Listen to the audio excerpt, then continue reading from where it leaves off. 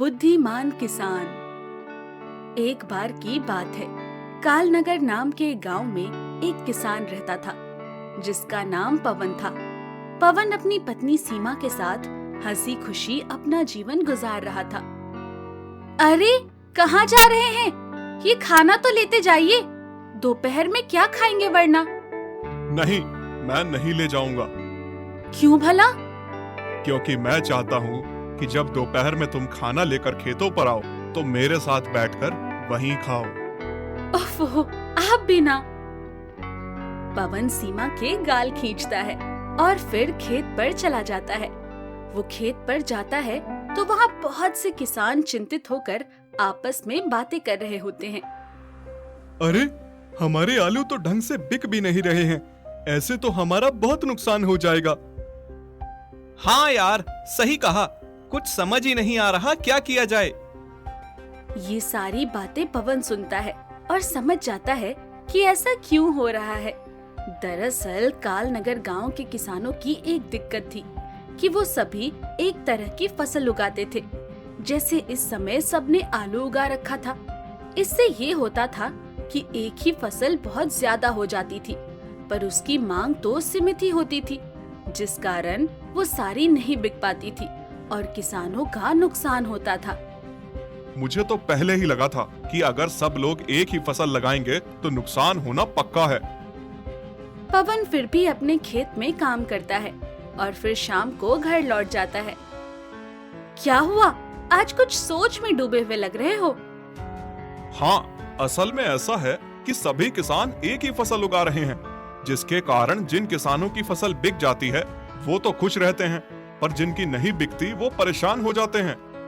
तो फिर आपने इसका क्या हल सोचा है? मैंने सोचा है कि अब मैं कुछ अलग चीज की खेती करूंगा। क्या अलग चीज? मैं गन्ना उगाऊंगा। उसके बाद से पवन गन्ने की खेती करना शुरू कर देता है।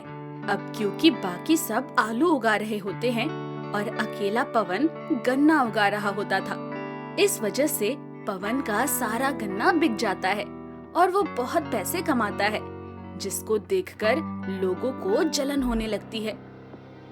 ये पवन गन्ना बेचकर तो बहुत अच्छे पैसे कमा रहा है और एक हमारे आलू हैं जो बिकने को ही नहीं आ रहे हैं। मुझे लगता है हमें भी गन्ने की खेती करनी चाहिए। अगर आलू बेचते रहे तो गरीब रह जाएंगे। हाँ, सही कहा।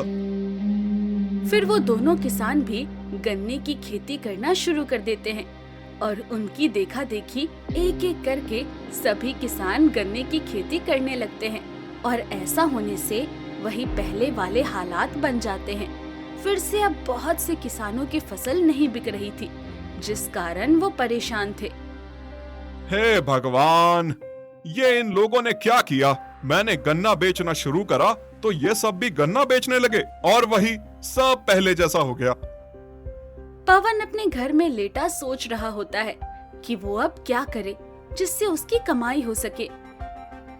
मैंने सुना है गांव के सभी लोग गन्ने की खेती कर रहे हैं।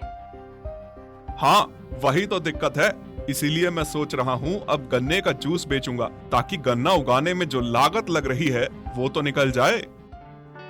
पवन के जो गन्ने नहीं बिकते थे, उनका वो जूस निकाल कर बेचने लगा। अब क्योंकि पूरे गांव में इकलौता वही गन्ने का जूस बेचने वाला था, इसलिए उसका जूस खूब बिकता है और वो अच्छे पैसे कमाने लगता है। हमारी तो वही पुरानी हालत आ गई है, पर पवन को देखो, ये गन्ने का जूस बेचकर तो बहुत पैसे कमा रहा है। हाँ, वही तो। चलो हम लोग भी गन्ने का जूस बेचते हैं। और ऐसे एक बार फिर से वही परिस्थिति बन जाती है। एक एक करके सभी किसान गन्ने का जूस बेचने लगते हैं। गन्ने का जूस बेचने वालों की संख्या से गांव की जनसंख्या तो नहीं बढ़ने वाली थी, इसलिए बहुत से किसानों का गन्ने का जूस भी नहीं बिकता था। जाने क्यों ये सारे किसान मेरी नकल कर रहे हैं। मैं जो काम करता हूँ ये भी वही करने लगते हैं और वही पुराने हालात फिर से बन जाते हैं। जाने कब तक यही चक्र चलता रहेगा। खैर चलो, एक बार और कोशिश करके देखता हूँ। अब मैं गन्ने के जूस की जगह उसे गुड़ बनाकर बेचूंगा। अब बाकी सब लोग गन्ने का जूस बेच रहे थे, पर पवन गन्ने के जूस से गुड़ बनाकर बेच रहा था। वो एकदम ताजा और शुद्ध गुड़ बेचता था, जिस कारण उसका गुड़ बहुत बिकने लगता है। ये पवन कितना बुद्धिमान है।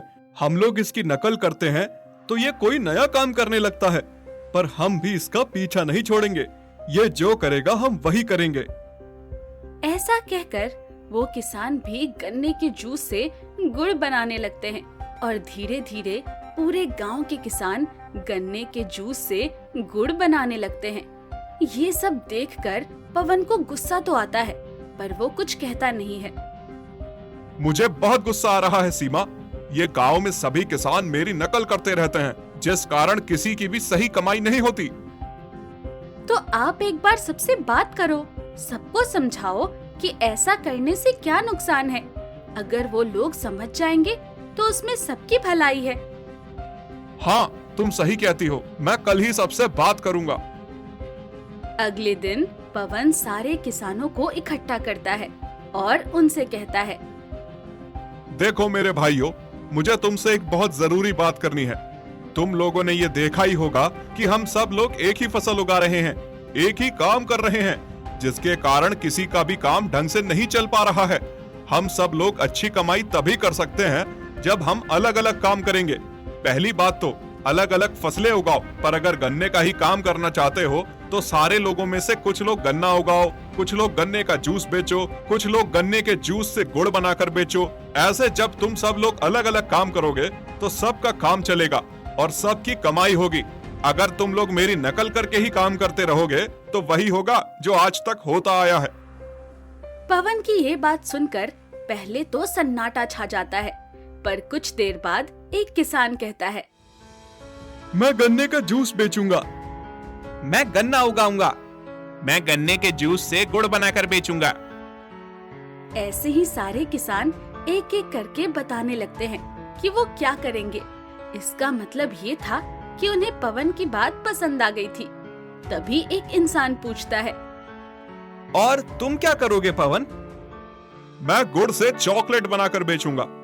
तुम में से कुछ लोग चाहो तो वो भी चॉकलेट बनाकर बेच सकते हो, मैं सिखा दूंगा। किसानों की भीड़ में से कुछ लोग हाथ खड़े करते हैं जो चॉकलेट बनाकर बेचना चाहते थे। और ऐसे अब उस गांव में सभी किसान अलग अलग काम करते थे और अच्छा पैसा कमाते थे। पवन नाम के बुद्धिमान किसान ने पूरे गांव की परेशानी को हल कर दिया था।